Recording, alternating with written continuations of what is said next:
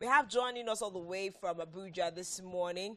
Uthman Issa Tochukwu, Esquire. Of course, he is a constitutional and human rights lawyer, and he will be doing justice to the conversation of police raid and searches without a warrant. And we'll be looking into some key conversations around the Police Act of 2020 and also this new conversation about the weaponization of the Cybercrime Act. There's a lot of laws that are, moving around in Nigeria. People are getting punished for it, but they do not know, these laws. Good morning, Barrister Tochukwu. Good to have you on Rise and Shine. Thank you so much for having me. Good morning, Barrister. Happy New Year. How are you today? Fine, thank you, my brother. I'm very well. Thank you. I'm happy New Year. All right, so let's just hit the ground running. Looking into police raid and searches, it's been happening all around the country. And recently, we saw, a PRO giving, alluding to the fact that police they can actually raid people's homes, offices, and the rest without warrants. That has to be a new one that we are hearing in Nigeria. Thank you very much for having me.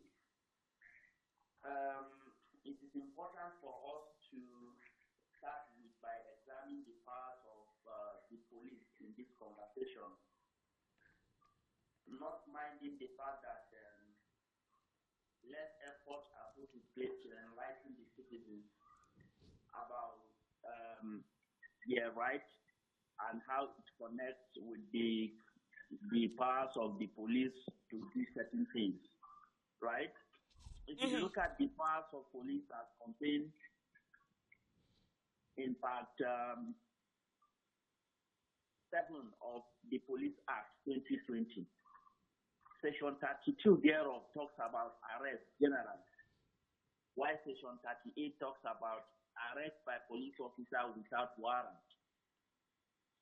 Now, that means that there are situations provided by law where police officers can actually effect an arrest without warrant.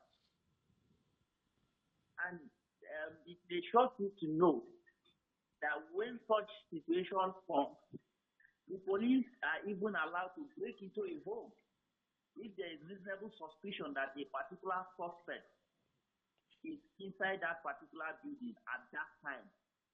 The police are empowered by law to break into that home and effect an arrest, but with reasonable caution so that it won't affect the defendant. Now, there are two things here. The power to break into a home where the suspect or defendant is in, and then not causing harm on the defendant while you are trying to arrest him. So these are two different things. But whether or not the police has power to effect an arrest without warrant, the answer is yes, in accordance with law. But you must be sure that before such arrest can take effect, or before you can break into such home, you must be very sure that the defendant is reasonably suspected to be inside that particular building or property where you want to effect such an arrest. It is not outside the law. It is not outside the law that the police would have to effect an arrest without warrant. It is in order completely. The law empowers them to so do. So now, just as you have alluded to, Olumiwa Adejobi, who's the PRO for the Nigeria Police Force, actually did, say the same thing. Now, the concern would be the Constitution has covered that there are specific times and conditions that can necessitate the police force to take that action. But, Barrister Tochukwu, don't you think that there is a lot more times that the men and women of the Nigeria Police Force abuse that clause of the Constitution? Because this will be the grounds that we are seeing a lot of Nigerians reacting to Olumiwa Adejobi's statements about police being able to carry out search and raids without a warrant.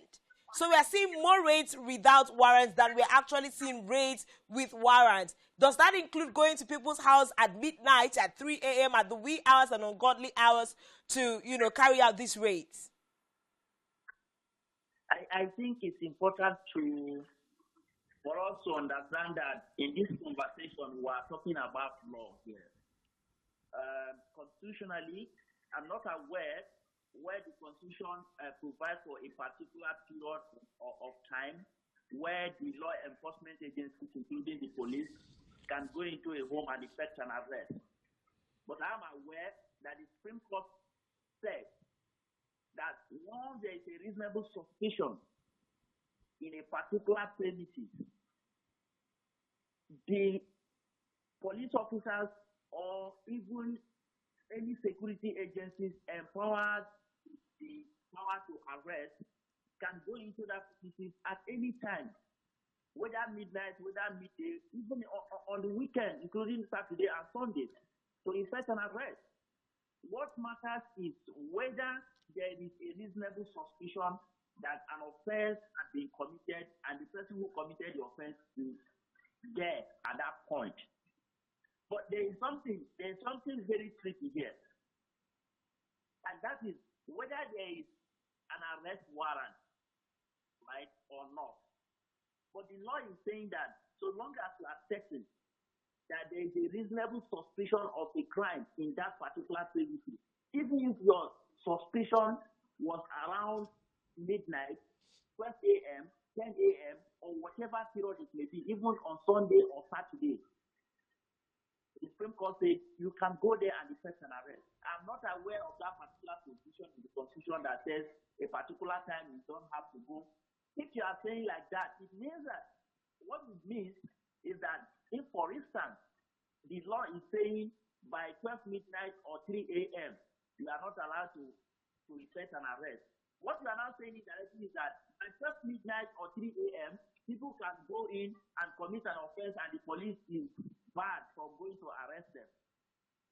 I do not think that that's the intention of the draftman, because the essence of the police in the first place is to protect law and order. So where there is a reasonable suspicion that there will be a breakdown of law and order, the time within which they can go there to stop that particular crime from taking place does not matter. It's immaterial as far as the law is concerned. But they must be careful so that they will not harm the particular suspect they want to arrest.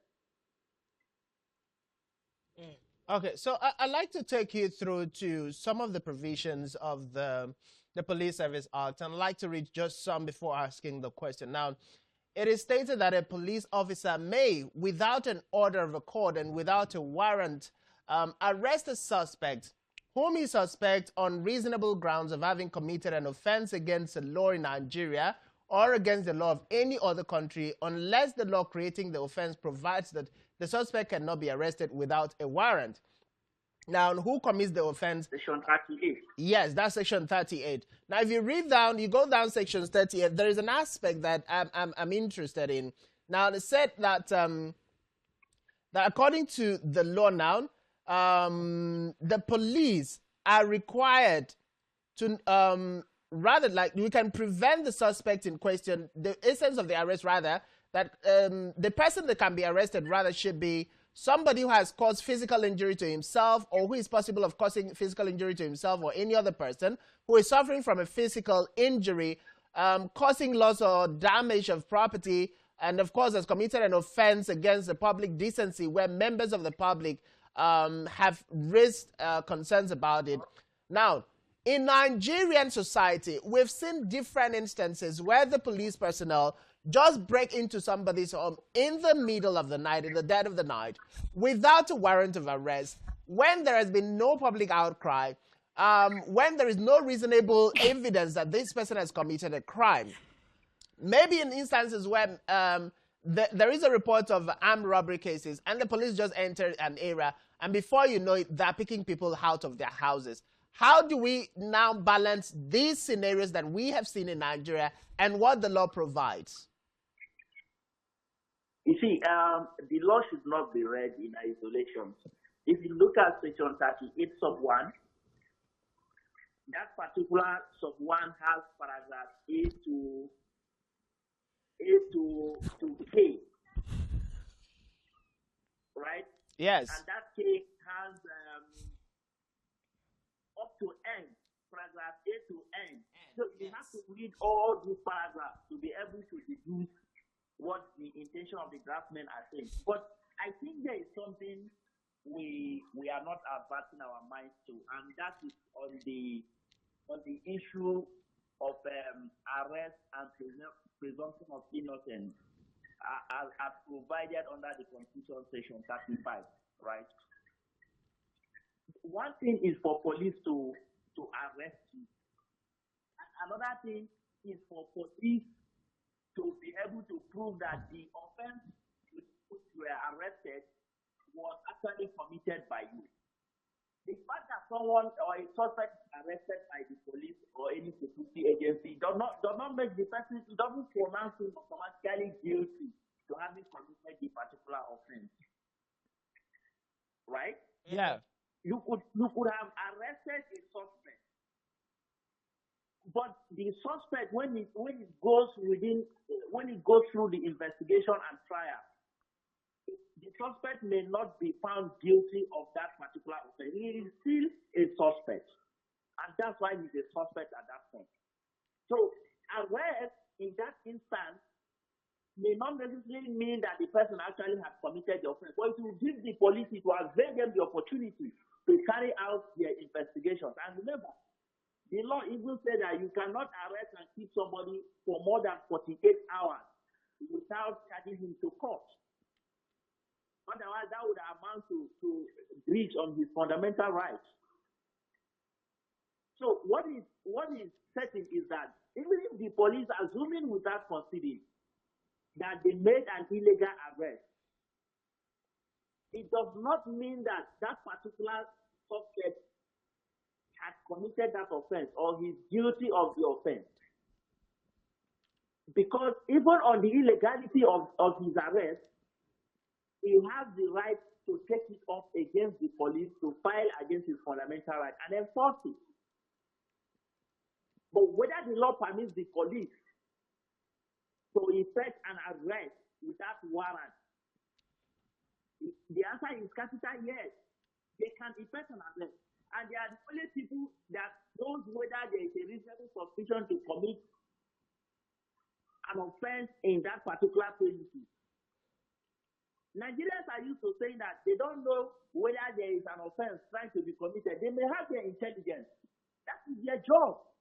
But the question is, after the arrest, are they able to prove that they committed the offense or not? So if they are not able to prove that the offense was committed by them, they will leave them. They can't keep holding them under arrest without having to charge them to court for an offense. But to be fair to the police, to be very fair to the police, okay. If the police suspect that there is a reasonable suspicion for a particular crime to be committed in a place, they can barge in there and effect an arrest. It is their power. They have the right to do it.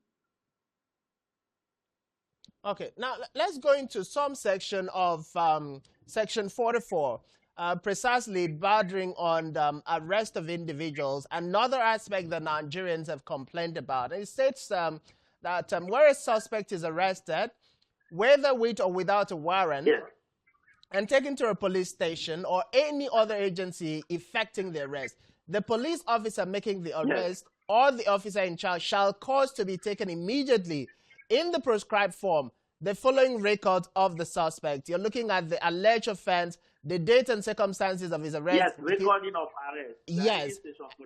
Recording of arrest. Exactly. Yes. And then some of that also states, that this has to be done in not less than 48 hours. That's 24 to 48 hours. But we've seen instances where men and women of the Nigerian police force arrest a Nigerian citizen.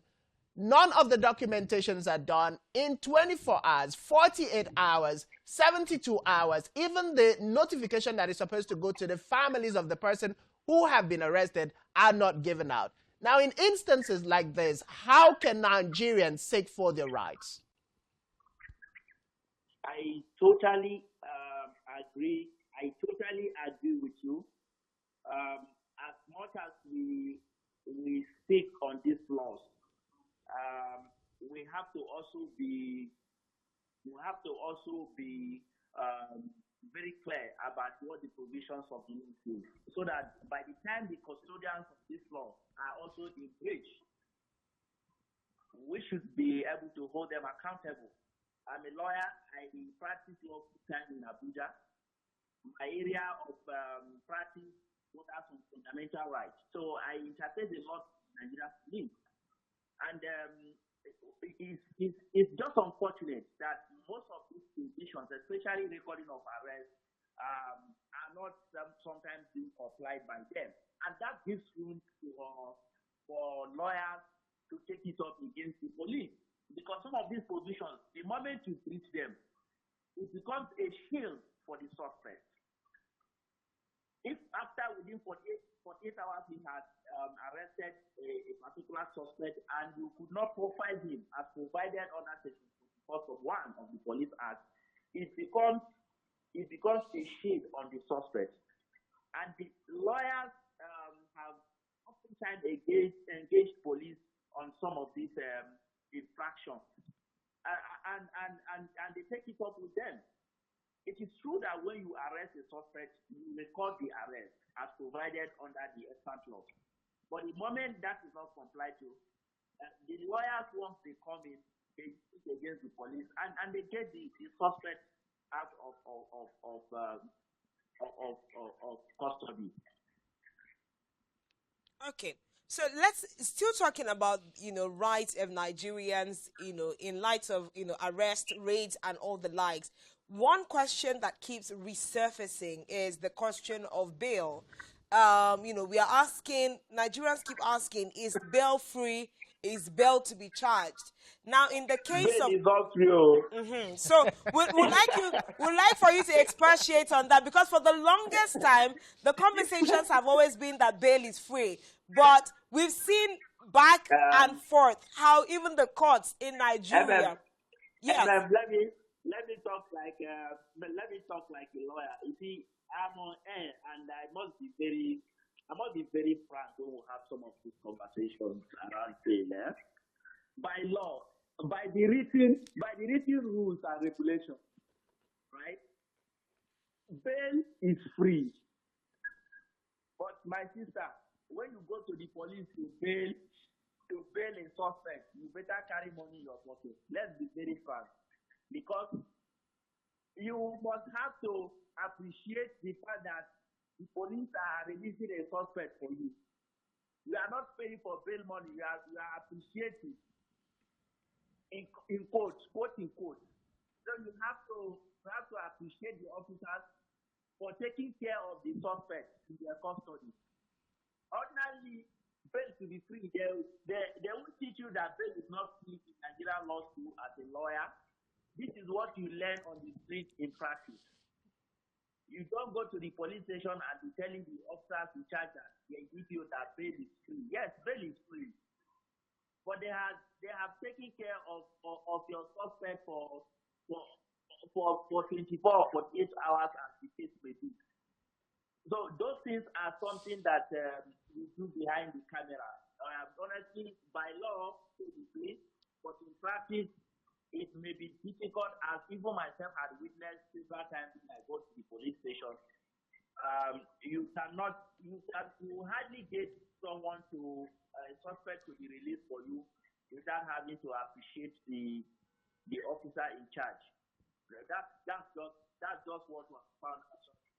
And we believe that by the time we begin to provoke this conversation, the Nigerian police and some other law enforcement agencies will be able to understand and go by the letters of the law.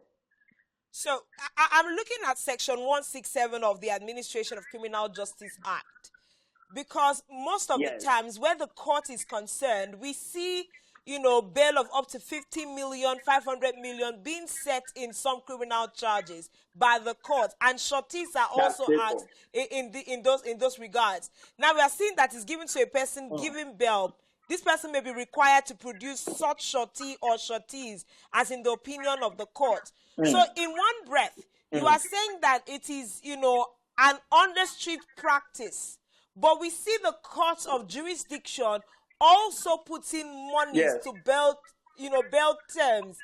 I'll need for you to, further explain this. Yes, I think thank you very much for raising this question. There is need to highlight the difference between bail bond, right, and the money that you give off record to some enforcement agencies. What the court pronounced is bail bond. For instance, the last time former governor of the state was granted bail in Federal High Court, Abuja, the court held that he's granted bail on 500 million naira bail bond, right? This money you hear, they are not for bail. You don't even pay it cash. What it means is that when you give somebody bail, when you grant a suspect bail, you are granting a suspect bail with some bail terms.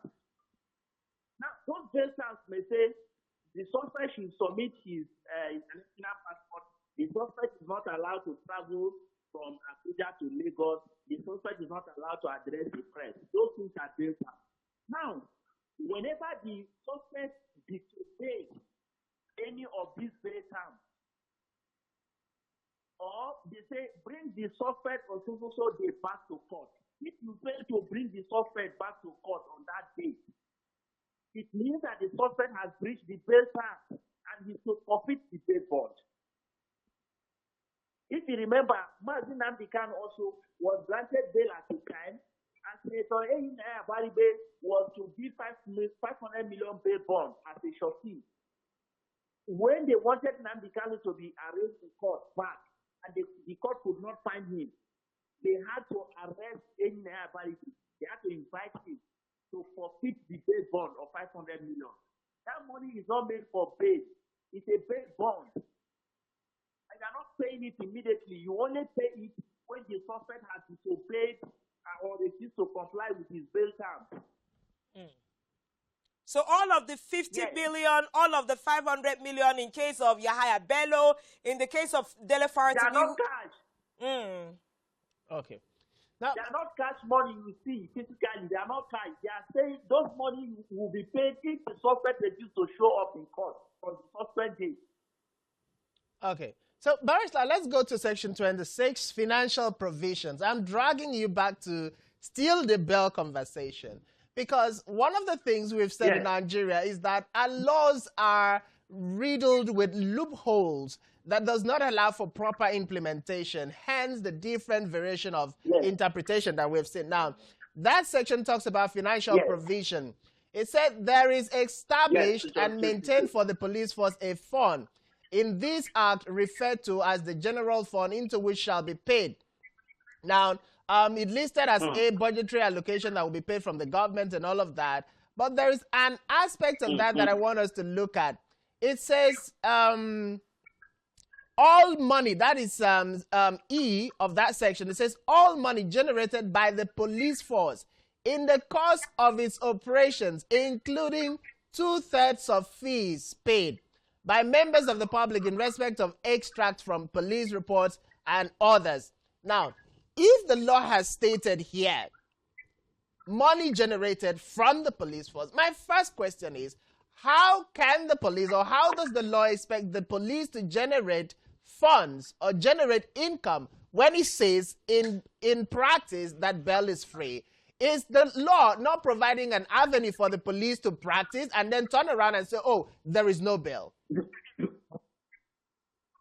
So, you see, in that provisions, actually, it doesn't mean that operations in that word does not mean when they arrest a suspect and they collect money for bail. No, if you take it from paragraph A, 56 sub 1 paragraph A, budgetary allocation. Right? When it comes for operations, right? there are operational funds that is allocated to the police. For instance, a crime has been committed in Akwa Ibom State. You engage the police in force headquarters in Abuja. The DIG or AIG involved or in charge of the investigation would have to prepare his men from Abuja to go to Akwa Ibom and liaise with the officers in Akwa Ibom to carry out investigations. So there are certain funding that is going to be used for such operations, and these are the reference that this particular section is talking about. I think that the police, Nigerian police force, are not doing enough to educate and enlighten Nigerians in some of these institutions, and that is why, even at the level of Nigerian Bar Association, the president has established some committees that will interfacing with the Nigerian police, to have some engagement like conferences and workshops to enlighten Nigerian citizens with some of these provisions that are not really clear for Nigerians to appreciate and understand how it relates with them. There is a very serious gap that is being created between the security agencies and the citizens, that some of these laws are very alien to us. Many people do not know that when you say operational funds, it doesn't mean that it has to come from the suspect. Most often than not, suspect does not have to pay police a dime. I'm telling you that some of this money that police collect from suspects are not enough. And the IT of police will not even be aware. He's not. And you could see how some of these police are recently being dismissed for lack of professionalism in the way they engage with the citizens. Honestly, even some of the police officers do not know their position on how it relates to the Police Act. And these are some of the problems we face in Nigeria. So we need to continue having this type of conversations to enlighten the citizens on the basis of their right and how it relates to the provisions of the Police Act. Okay, so just to wrap up this particular conversation so that our listeners can understand that this is what the constitutional lawyer is saying, I also have a problem with saying that the Constitution, the written laws of our land, says that, bail is free. But in practice, like you said, strict practice, now, we are accommodating the fact that we need to pay, a sum to get our people free. Barrister Tochukwu, one of the key issues that we have is that a lot of people are rotting away in cells all over the country because they cannot, afford bail sums. So sometimes, depending on the officer you see in charge and depending on the level of his greed, he slams you a fee that you can either afford or you cannot afford. And then you find out that people languish away a year to 5 years behind, this cell, especially when their crimes were not capital. Do you say that as we continue to push for constitutional reviews in this nation, that at some point the Nigerian Bar Association and the MPF and all associations, all stakeholders in this state should agree that maybe future constitutions should state clearly that bails have to be paid for in like sum? What are your thoughts? There is wisdom behind why bail is free. And the simple wisdom is that in law, right, every offense is bailable with certain exceptions. And those exceptions are with regards to capital offenses, right? Capital offenses are offenses that attract death as a penalty. Now, any other crime that's not associated with capital offenses in Nigeria, they are all bailable offenses. And the law has classified it as free. So it should be as free as such and nothing more. So I don't want you to quote me that I said if you go to police station, you must have to pay. I am just making a by-the-way comment.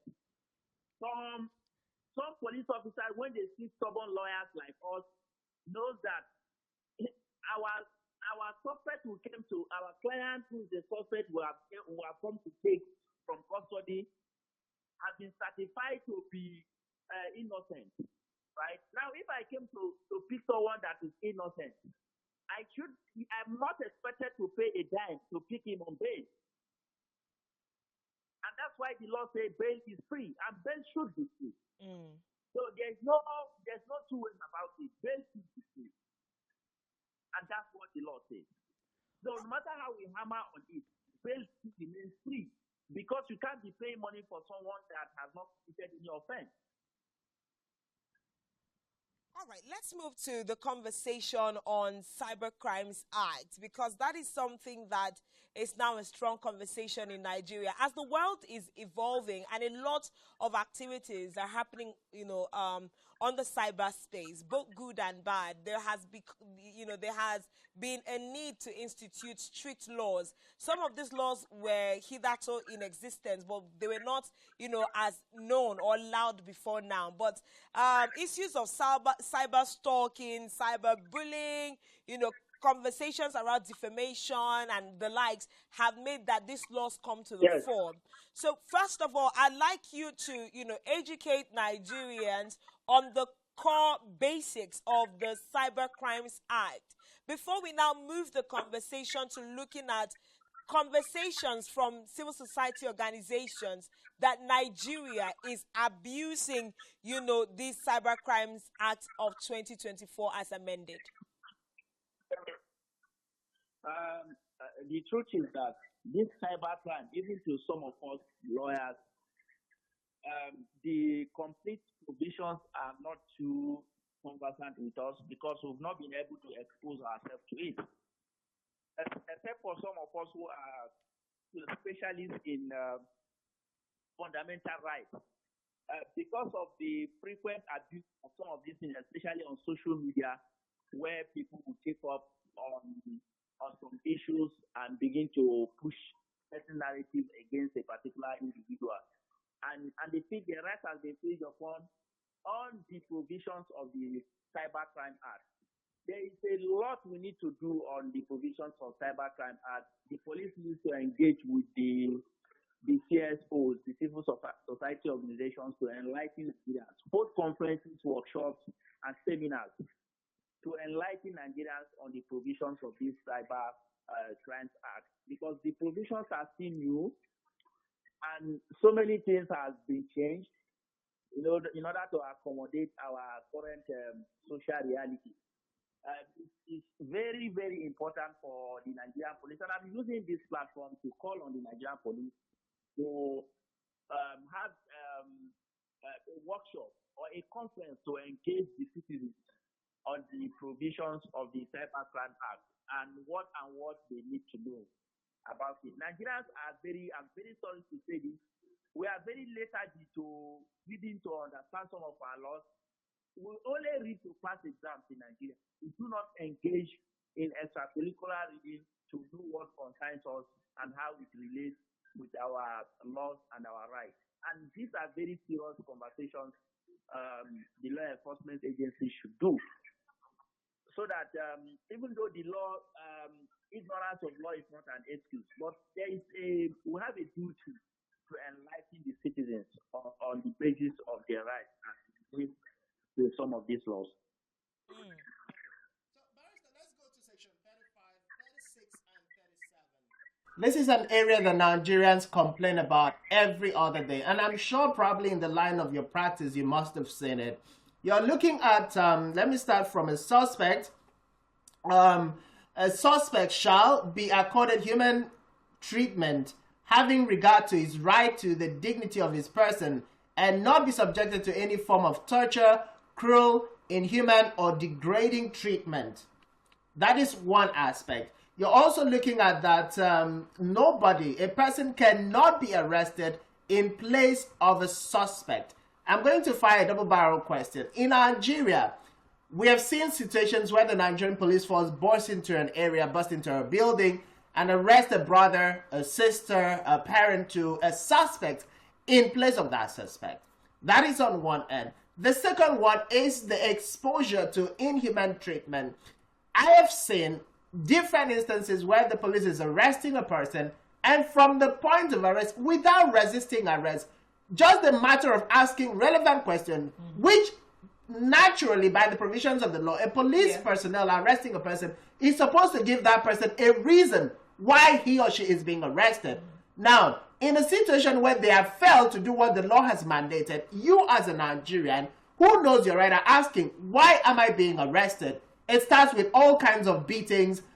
You see police personnel bringing out machete, bringing out axe and all forms of things to deal with the person before even dragging that person off.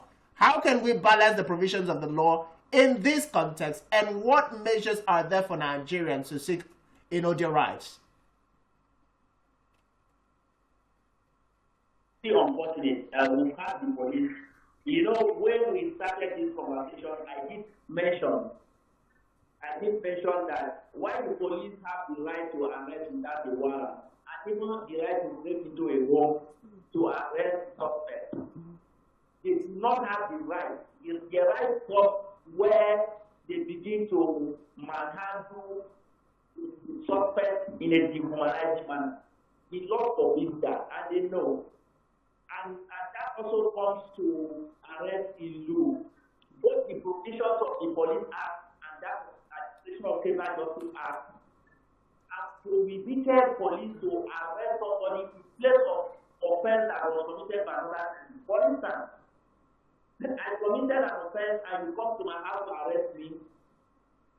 You could not find me and you're arresting my mom or my dad or my brother in place of the offense that has been committed. That has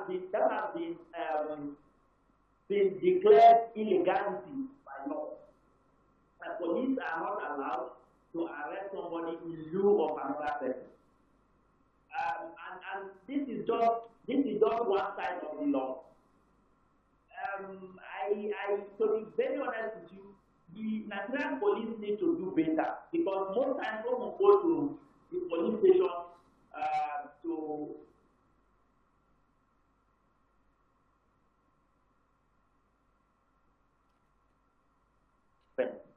feed them and keep them under custody for more than 8 hours. And that's why most times we go and fight the fundamental rights against the Nigerian police. And most of the time, almost 90 to 100% of the time, the fundamental rights is sustained because, of course, the person is not committing offense and you got to arrest him. So what happens to all those times you have continued to get him under your custody without being committing the offense? So we fight the fundamental rights against the police, claim a humongous damages in land sum, and the court was agreed with us. So Nigeria should not keep quiet, because agency does not aid the insolent. When your right has been freed upon by the Nigerian police or any security agency, you go to court and enforce your fundamental rights. Yes. Okay, so still looking at some of these matters regarding, what the Constitution says and what is actually in practice, I'm still hanging around the issue of cyber crime. Now, I'm going to enunciate some of the things that come under the Cybercrime Act of 2024 as amended. So we are seeing revised timeline for reporting cyber threats, and that should be done within 72 hours.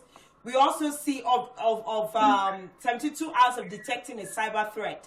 We also see widening the applicability of the act to see it encompasses all individuals employed by public or private organizations. Now, part of the things that this cybercrime covers is manipulation of ATM or POS terminals, requirement of national identification number, anybody that asks it out of, the stipulated organizations, protection of specific traffic data and subscriber information, establishment of sectoral computer emergency response teams. We also see implementation of cybersecurity levy. That's about 0.5%, put on any transaction in the space.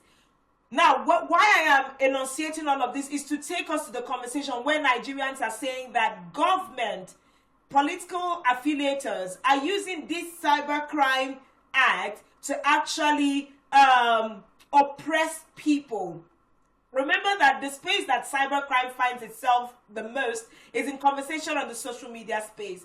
So somebody makes a statement on social media, and before you know it, they have been slammed, with cyberbullying, for instance, or cyber stalling, and that becomes a case that we have to fight out in court.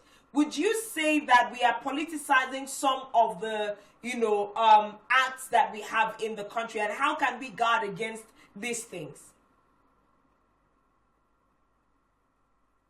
They are politicizing the provisions. I think that what is happening is on the fact that most Nigerians do not even understand that some of these provisions exist.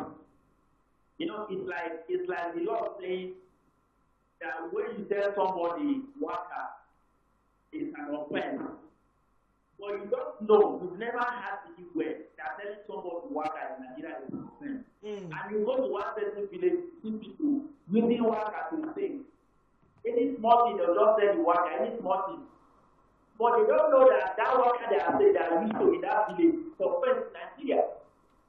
I think that is what happened. And because of that, because of the level of lack of information to the public, it becomes like what we are used to doing, you don't know that it is against the law. That's why I said that Nigerian police needs to do better in ensuring that they educate the public more about the provisions of the cyber crime act. Because even some of us lawyers are not familiar with the provisions. And these are also a challenge of our own part. And the NBA is actually doing a lot to ensure that there is a collaboration and synergy between the security agencies, not just only the Nigerian police, including the SCC and DSS, to ensure synergy that there is more enlightenment to the citizens of Nigeria about the provisions of this law. Now, that's a really critical problem, Barrister Tochukwu. If the lawyers who are supposed to understand the law and help us implement it themselves do not have a full grasp of the law, why is the law now running on rampant? Because I remember that under the Buhari-led administration... Yeah. Yes. So let me just finish my thoughts. Under the Buhari-led administration, Serap had sued that, the federal government and its attendant bullies, in that sense, should stop persecuting Nigerians on the grounds of cyber stalking. So maybe just in your, like you said, human rights knowledge, what exactly is cyber stalking? And how soon can we bet that our lawyers all get on board with what the Act of 2024 says? I must say that Lord Denny said, and I quote, that God forbid that lawyers knows all the law, but every good lawyer knows where to find the law. So on the basis of that, you don't expect lawyers to know all the laws, but they certainly know, a good lawyer knows where to find the law whenever it affects him or affects his client. That is it on that. And you see, what happens is that lawyers are actually doing their best. Lawyers are doing their best, and cyber stalking comes in so many dimensions. Cyber stalking comes in terms of trying to know about someone's location, invading through someone's privacy without his consent, trying to hack into someone's account. They are all cyber stalking. Insulting someone on social media, pushing a certain negative narrative against some individual's personality is tagged as all cyber stalking in Nigerian law. And these are issues that the CNOs need to engage more with the police to enlighten the public on the basis of cyber stalking and what it means to cyber stalk people. All right. So before we let you go, you've done such great work educating Nigerians this morning, and we have learned so much. Thank you so much, Barrister Tochukwu. But one last conversation that is making the rounds. 1st of February is in just a couple more days, and the IGP of Police, Kayode Egbetokun, recently sprung up a section that is available in our Constitution since 1943 about third-party, vehicle insurance. And you've been raising the concern about awareness so much this morning. Nigerians have not so much heard about this, especially new generation of vehicle owners and road users. But the IGP is saying come 1st of February 2025, they are going to start implementing that if you do not have a third-party car insurance, then you're going to be in trouble with the laws. So take us back a little bit. Third-party car insurance. Nobody's saying that insurance is a bad thing. Two things we are questioning. Is it within the jurisdiction of the Nigeria Police Force as opposed to the Federal Road Safety Corps to implement this? And we cannot say no to the insurance policy as it were, but the timeliness of implementing it also is a major problem for Nigerians. Thank you for raising this issue. On my own part, within this week, I think today or tomorrow, I had thought of writing the IGP of police on this third-party insurance issue for them to slow down speedy implementation of same against Nigerians. Laws are made for the people, and it is only fair for the people to be aware that certain implementations are taking place, especially some position that is going to affect majority of Nigerians. I want to write to the IGP and also write to the Office of President of the Nigerian Bar Association to talk to IGP to maybe extend this date of implementation and use it to enlighten Nigerians on what is going to happen when some of these third-party insurance is not complied with. And I believe that when I do that, we should be able to receive some positive reactions. I do not think that the implementation is fair because it's too early. And Nigerians have not even familiarized themselves with some of these things. They can start clamping down cars on the issue of third-party insurance because we don't even know when the law came into place, and now they want to start enforcement. So I will write the IGP this week, certainly. Okay, so before that, what does this third-party car insurance really entail for an everyday Nigerian? What should we know? Because, I mean, they're scooping it all the way from a law in 1943 and reenacting it into consciousness. What should Nigerians know about it? It's not something we could speak within this short hour. It's something that could take another topic of discussion, just like the way we discuss RnS and Warrant today. Absolutely. But basically what it means is that when you have a third-party insurance, you will be able to enjoy some certain privileges with your car, like when it gets into an accident in terms of fire and other things that are associated with the accident. It's expected that the insurance company should take over the car and pay some damage. But where you don't have it, you are accident risk, and it's that accident risk that the Nigerian police is trying to avert. All right then. I think it's been such a long morning, a great conversation with you, Barrister Usman Issa Tochukwu Esquire. Thank you so much for your time. Of course, we've been speaking to him from Abuja. He is a constitutional and a human rights lawyer who has done justice to a lot of legal, conversation in Nigeria. Thank you for your time on Rise and Shine. Thank you for having me.